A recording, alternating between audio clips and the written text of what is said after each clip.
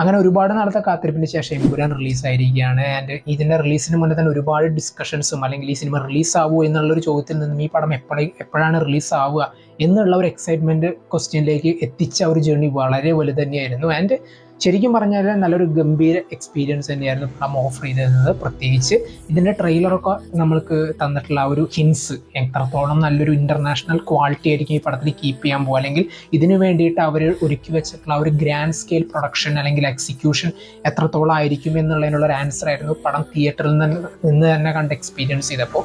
അത്രത്തോളം ആ ഒരു ജോഗ്രഫിക്കൽ ടെറൈൻസ് ആയാലും ശരി, കാരണം ഈ സിനിമയുടെ സ്റ്റോറി നടക്കുന്ന പല ഫോറിൻ കൺട്രീസ് ആയാലും ഈവൻ കേരളത്തിലായാലും ഒക്കെ അതിനനുസരിച്ചിട്ടുള്ള സ്റ്റോറി സെനാറിയോസ് എല്ലാം സെറ്റ് ചെയ്തുകൊണ്ട് വളരെ ടൈം എടുത്തുകൊണ്ടാണ് നമ്മളെ സ്റ്റോറിയിലേക്ക് കൊണ്ടുവന്നത്. അല്ലാണ്ട് ജസ്റ്റ് ഒരു റഷിൽ നമ്മളെ സ്റ്റോറിയിലേക്ക് കൊണ്ടുപോകല്ല.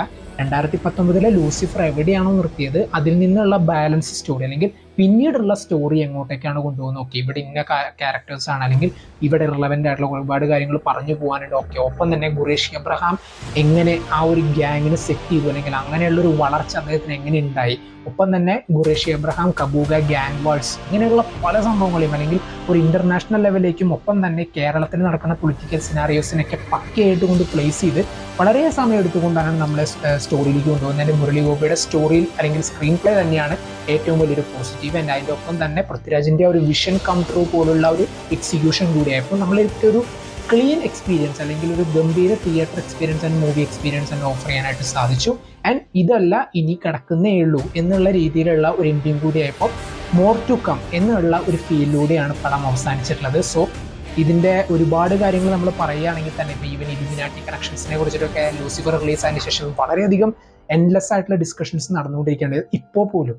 ആൻഡ് ഈ സിനിമയുടെ റിലീസിന് അടുത്ത ആ ഒരു ടൈമിൽ പോലും പലയിടത്തും ഇതിൻ്റെ ചർച്ചകൾ അവസാനം ഉണ്ടായിരുന്നില്ല. സോ ഇതിൽ എന്തൊക്കെയാണ് അതിൻ്റെ കൂടുതൽ കാര്യങ്ങൾ പറയുന്നത് എന്നുള്ളത് നിങ്ങൾ തിയേറ്ററിൽ നിന്ന് തന്നെ കണ്ട് എക്സ്പീരിയൻസ് ചെയ്യുക. And none other than the L factor, Mohanlal എന്ന് പറയുന്ന ആ ഒരു മലയാളത്തിൻ്റെ മോഹൻലാൽ, അദ്ദേഹം ഈ ഒരു ക്യാരക്ടർ അല്ലെങ്കിൽ അദ്ദേഹം അത് നിൽക്കുമ്പോൾ തന്നെ നമുക്ക് ആ ഒരു സീനിൻ്റെ ഒരു ഫീല് മനസ്സിലാവും.